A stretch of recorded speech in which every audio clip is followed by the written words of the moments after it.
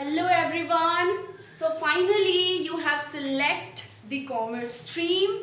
A very big congratulations to you all कि that yes हम लोगों ने 10th के बाद finally commerce stream choose किया है and I welcome you all in the world of commerce.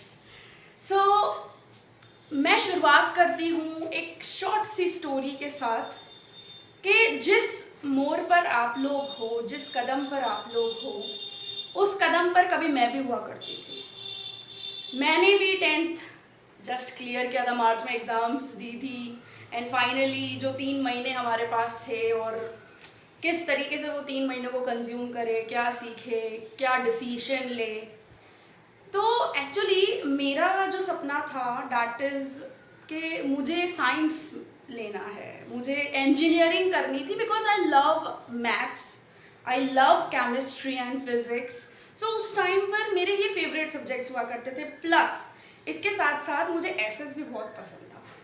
तो फाइनली मैंने डिसाइड किया था अपने अंदर ही कि मैं साइंस लूँगी।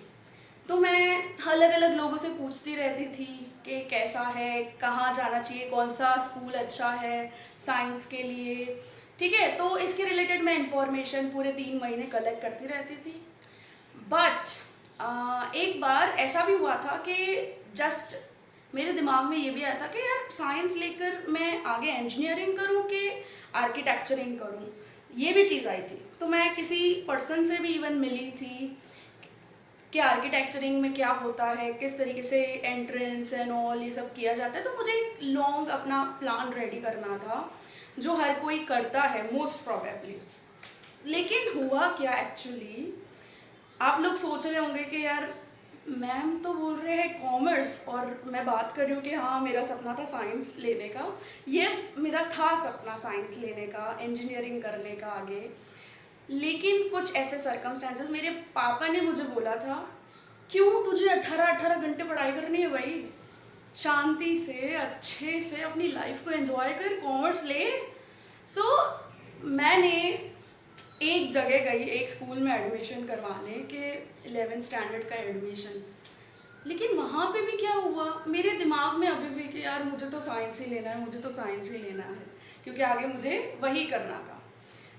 एडमिशन फॉर्म लिया है और वहीं पर छोड़ के चले आई हूँ, फिल आउट नहीं किया एडमिशन फॉर्म और छोड़ के वापस घर आ गई।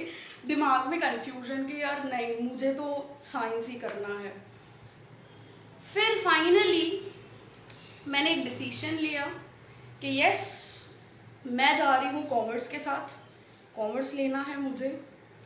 क्योंकि आपके लिए जिस तरीके से कॉमर्स एक नई चीज़ है, एक नया स्ट्रीम है, बिल्कुल एक नया डायरेक्शन आ जाता है यहाँ से, सेम एज इट इज़ मेरे लिए भी एकदम नया चीज़ था, सब कुछ एकदम नई नई चीज़ें, ठीक है। तो फाइनली मैंने कॉमर्स लिया और यू कांट बिलीव इट कि ये कॉमर्स ने आज मुझे गोल्ड मेडलिस्ट बनाया हुआ है। So I am very thankful to the commerce actually कि बिकॉज अगर मैं वो डिसाइड नहीं करती तो शायद मुझे एज अ गोल्ड मेडलिस्ट मैं नहीं कहलाती। तो of course yes, I am a gold medalist in masters of commerce. तो साइंस लेती तो शायद ये चीज़ नहीं भी मिल पाती मुझे। तो इस तरीके से मेरी कॉमर्स की जर्नी शुरू हुई थी, एकदम नए तरीके से, एकदम नया रूप, नए सब्जेक्ट्स। क्योंकि आपको मैं बताऊंगी कि ये कॉमर्स में टोटल सब्जेक्ट्स है डेट इज 7 सब्जेक्ट है आपके, जिसमें 3 आपके कॉमन रहेंगे, डेट इज इंग्लिश, हिंदी और गुजराती और कंप्यूटर, ठीक है। तो ये 3 आपके जो ऑलरेडी आप 10th स्टैंडर्ड में करके आए हो, वो 3 सब्जेक्ट्स आपके कॉमन रहते हैं। बाकी आते हैं आपके 4 सब्जेक्ट।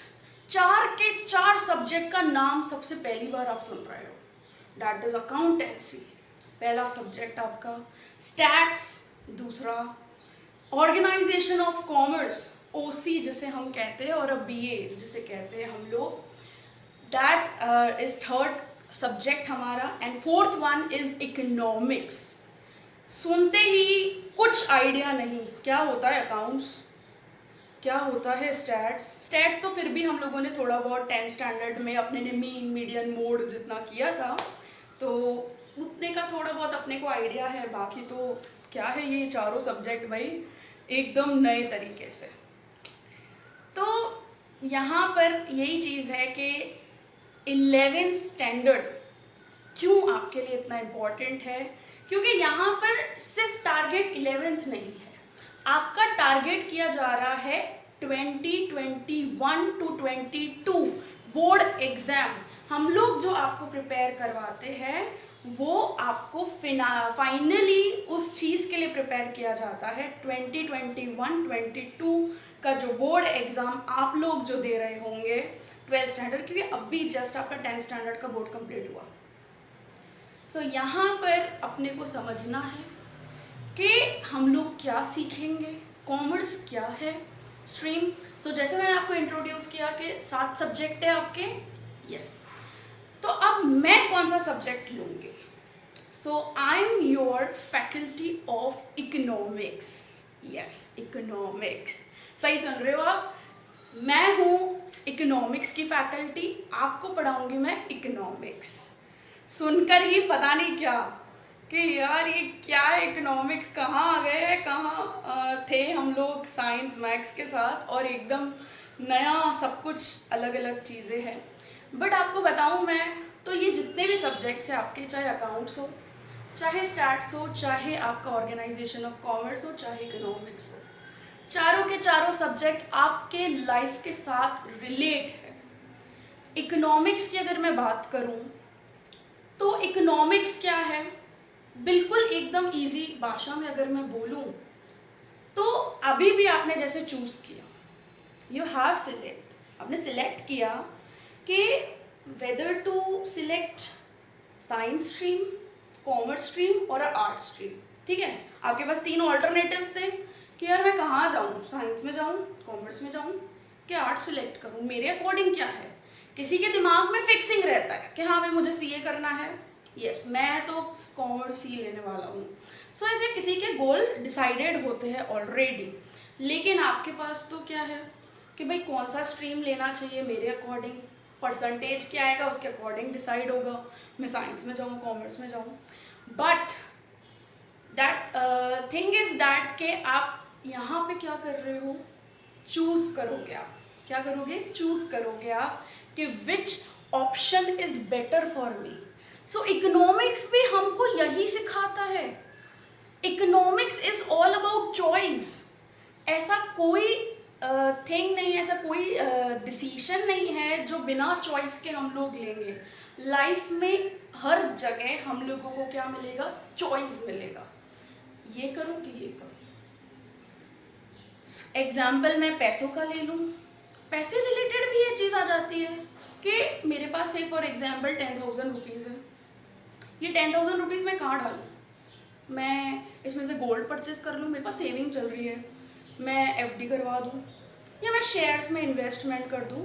तो आपको हर मोड़ पे चॉइस करना पड़ेगा, चूज करना पड़ेगा कि मुझे क्या है। तो इकोनॉमिक्स हमें यही चीज़ सिखाता है एक्चुअली कि हम लोगों को किस तरीके से बेस्ट डिसीजन लेना है ताकि हम लोगों को ज़्यादा से ज़्यादा बेनिफिट मिल सके। यही प्रोफेशनल डिसीजन किस तरीके से लिया जाता है, दैट टीचर्स इकोनॉमिक्स। फिर अगर मैं बात करूं तो आपकी डेली एक्टिविटी, आप डेली इकोनॉमिक्स को यूज़ करते हो, डेली आपकी लाइफ में इकोनॉमिक्स है ही, यस। तो आपने देखा होगा कि अचानक अनियंस के प्राइसेस बढ़ गए हैं एक मार्केट में, ऐसा कैसे? 50 से 120 तक चला गया था बीच में प्राइस, ऐसे कैसे? सो ये चीज़ भी हम लोग सीखेंगे इकोनॉमिक्स में। दूसरी चीज़ आती है कि अभी नरेंद्र मोदी जी ने 20 लाख करोड़ का package as a self reliant mission, self reliant project, आत्मनिर्भर जो प्रोजेक्ट स्टार्ट किया 20 लाख करोड़ का। गवर्नमेंट को भी डिसीजन लेना है, सो जहां डिसीजन लेना है वहां तो इकोनॉमिक्स आएगा ही ना कि एग्रीकल्चर में कितना पैसा डालूं, फार्मर्स को कितना लोन दूं, इंडस्ट्रीज को कितना लोन देना चाहिए, उनके लिए कौन से बेनिफिट्स करने चाहिए, मिडिल क्लास वालों के लिए क्या करना चाहिए। सो ये that is all about taking the decision. So जहाँ हम लोगों को चॉइस करना पड़ेगा, चूज करना पड़ेगा दो के बीच में, वहाँ हम लोगों को सीखना पड़ेगा इकोनॉमिक्स। एक सिंपल दूसरा एग्जाम्पल आपको बताऊं, आप लोग कहीं पर भी ऐसे शॉप पर जाते हो कुछ परचेज करने, एक बालाजी वेफर का मैं आपको बताऊं तो बालाजी वेफर कितने रुपए की, 10 रुपए की। लेकिन क्या कभी आपने सोचा कि वो 10 रुपए जो उसका प्राइस है, दैट इज MRP, उसका जो प्राइस है वो कैसे डिसाइड हुआ, मैन्युफैक्चरर को कितने में पड़ा होगा वो चीज, वो सारी चीजें सोचने की बात है। सो हम लोगों को इकोनॉमिक्स में सीखना पड़ेगा कि प्राइस, एक प्रोडक्ट का प्राइस किस तरीके से डिसाइड किया जाता है, मैन्युफैक्चर अपनी कॉस्ट, अपने प्रोडक्ट की कॉस्ट कैसे निकालता है। फिर मार्केट में सुना होगा कि इस चीज की बहुत डिमांड चल रही है भाई आजकल। सो ये डिमांड क्या है, क्या कैसे क्रिएट होती है डिमांड। सो ये सारी चीजें भी आपको कहाँ सीखनी पड़ेगी, इकोनॉमिक्स में। सो हमारे डेली एक्टिविटीज में हम लोग सीखते हैं, हम लोग देखते हैं इकोनॉमिक्स को ही। सो इकोनॉमिक्स ऐसा सब्जेक्ट है जो आपको सिखाता है कि आप अपने लिए किस तरीके से बेस्ट डिसीजन ले सकते हो। क्योंकि हर जगह, जैसे शॉप पर भी अभी कहीं पे भी मैं जाऊं कुछ खरीदने, तो मेरे दिमाग में आएगा यार पेप्सी खरीदूं कि कोका कोला खरीदूं, बालाजी वेफर खरीदूं कि लेस खरीदूं, है तो सेम ही, टेस्ट कैसी है क्या है वो एक प्रेफरेंस रहता है हर किसी का। तो दिमाग में ऑल्टरनेटिव्स बहुत चलते हैं कि ये करूं कि ये करूं, सेम एज इट इज जैसे आपने अभी किया, कॉमर्स स्ट्रीम चूज करूं कि आर्ट्स करूं कि साइंस करूं, लेकिन आपने अपने लिए बेस्ट चूज किया, दैट इज आप अपने कैपेबिलिटीज के अकॉर्डिंग आपने चूज किया, दैट इज कॉमर्स। तो यहाँ पे भी वही हम लोग बात कर रहे हैं कि economics is all about choice. क्या है, economics is all about choice. जहां हमको चॉइस करना पड़ेगा वहां हमको इकोनॉमिक्स पढ़ना पड़ेगा, that is actually the mystery of economics actually. So हर एक मोड़ पर लाइफ जो भी है, हर एक मोड़ पर आपको डिसीजन लेना पड़ता ही है। और डिसीजन कब लेते हो, जब आपके पास ऑल्टरनेटिव्स होते हैं, आपके पास ऑल्टरनेटिव्स है, आप चूज करना पड़ेगा आपको, ताकि आप बेस्ट से बेस्ट चूज कर सको और आपको उसमें से ज़्यादा बेनिफिट हो सके। सो चाहे गवर्नमेंट हो, चाहे इंडिविजुअल हो, चाहे बिजनेसमैन हो, हर कोई चूज करता है, हर किसी के पास ऑल्टरनेटिव है। कि मैं जैसे फॉर एग्जांपल बिजनेसमैन है, बालाजी वेफर वाला सोचता होगा कि यार मैं बालाजी की क्रीम एंड ओनियन ज़्यादा प्रोड्यूस करूं मार्केट में कि मसाला वेफर ज़्यादा प्रोड्यूस करूं। डिमांड क्या चल रही है इकोनॉमी में, मार्केट में डिमांड क्या चल रही है, लोग क्या मांग रहे हैं मुझसे। तो ये जितने भी कंसेप्ट्स है, ये जितनी भी चीज़ें हैं, किस तरीके से डिमांड क्रिएट होती है, डिमांड होता क्या है, किस तरीके से प्रोड्यूसर कॉस्ट डिसाइड करता है। देश की अगर मैं बात करूं तो देश में भी जैसे मैंने आपको बताया, even government also have alternatives. 20 lakh crore के तो कितने ऑल्टरनेटिव्स होंगे, आप सोचिए कि कहाँ कहाँ किस किस तरीके से पैसा लगाना है, उसका डिसीजन लेना, ताकि हमारे देश का डेवलपमेंट हो सके। फिर आपने चीज़ देखी होगी कि नरेंद्र मोदी जी तो बोलते हैं कि ना लोकल इंडस्ट्रीज के गुड्स परचेज करो। ऐसा क्यों कहा कि भाई बोला कि लोकल इंडस्ट्रीज के गुड्स परचेज करोगे जिससे हमारे देश का जीडीपी बढ़ेगा। अब ये जीडीपी क्या होता है, लोकल इंडस्ट्रीज का परचेज करेंगे तो किस तरीके से डेवलपमेंट होगा। तो ये सारी चीज़ों का जो आंसर है, जो आपके दिमाग में क्वेश्चन है कि किस तरीके से ये सब चीज़ें होती है, वो जवाब आपको मिलेगा आपके सब्जेक्ट में, दैट इज इकोनॉमिक्स। सो हमारे डेली एक्टिविटीज, इवन घर में भी, इवन हम लोग बैलेंस करते हैं। मम्मी हमारी क्या करते हैं, सिंपली पापा ने जितना उनको बोला है खर्चा करने के लिए, उसके अकॉर्डिंग शील prepare the budget. Yes, budget decide करते हैं ना कि हाँ भाई पापा ने तो इतना ही इनकम दिया और इतना ही हम लोगों को खर्चा करना है। कहाँ कहाँ खर्चा करना है वो भी चूज करना है अपने को।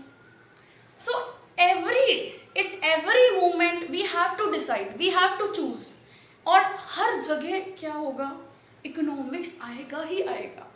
सो आप सोच सकते हो कि कितना इम्पोर्टेंट है आपको ये कॉमर्स में जो अलग अलग सब्जेक्ट्स मिल रहे हैं वो कितनी इम्पोर्टेंट है आपके लिए। और इस जो कॉमर्स स्ट्रीम है उसका जो मैं बोलूँ ना नर्सरी, आप लोगों ने नर्सरी में ABCD सीखी है तो जाकर आप आज वर्ड, सेंटेंस और ये चीज़ें लिख पाते हो। सेम एज इट इज आपका जो 11th स्टैंडर्ड है that is nursery about the commerce. आपको सिखाता है A to Z about commerce कि भाई कॉमर्स में क्या क्या चीज़ें होती है। सो काफ़ी बच्चे होते हैं कि जो लोग हाँ ठीक है 11th तो ऐसा समझते हैं कि हम लोग तो बड़े बड़े हो गए हैं, अब जैसे कॉलेज वाली लाइफ हो ना ऐसा उनका बिहेवियर, उनका एटीट्यूड हो जाता है। लेकिन आपको मैं ये चीज़ बताऊं that your 11th standard is the very most important standard for your career। जैसे बोलते हैं ना अपने कि आज बेस, बिल्डिंग का बेस मजबूत होगा ना तो बिल्डिंग खड़ी रहेगी। सेम एज इट इज अगर आप 11th स्टैंडर्ड में बहुत अच्छे से समझते हो, क्योंकि नए सब्जेक्ट है आपके लिए, हर एक सब्जेक्ट नया है तो आप सोचिए कि आपको कितना नॉलेज मिलेगा। हर एक सब्जेक्ट रिलेटेड कुछ इंटरेस्टिंग सीखने को मिलेगा, हर एक फैकल्टी आपको कुछ ना कुछ नया सिखाए। फाइनली हम लोग स्टार्ट करेंगे हमारी जर्नी इकोनॉमिक्स की। नेक्स्ट लेक्चर्स के साथ हम लोग समझेंगे कि इकोनॉमिक्स क्या है, किस तरीके से यूज़ होता है इकोनॉमिक्स का हमारी डेली लाइफ्स में, किस तरीके से सरकार गवर्नमेंट यूज़ करती है इकोनॉमिक्स क्या है। हर एक कंसेप्ट को डिटेलिंग करेंगे, हर एक कंसेप्ट को समझेंगे। Because 11th standard is your base and इस बेस को हम लोग मजबूत करेंगे ताकि हमारी जो बिल्डिंग है वो बहुत ऊंचाई तक जाए। सो आई होप कि आपको ये वीडियो लेक्चर पसंद आया होगा। सो इसी के साथ हम लोग बने रहेंगे नेक्स्ट वीडियो लेक्चर्स के साथ। So please like, share and subscribe my lecture, my channel. So thank you, have a nice day.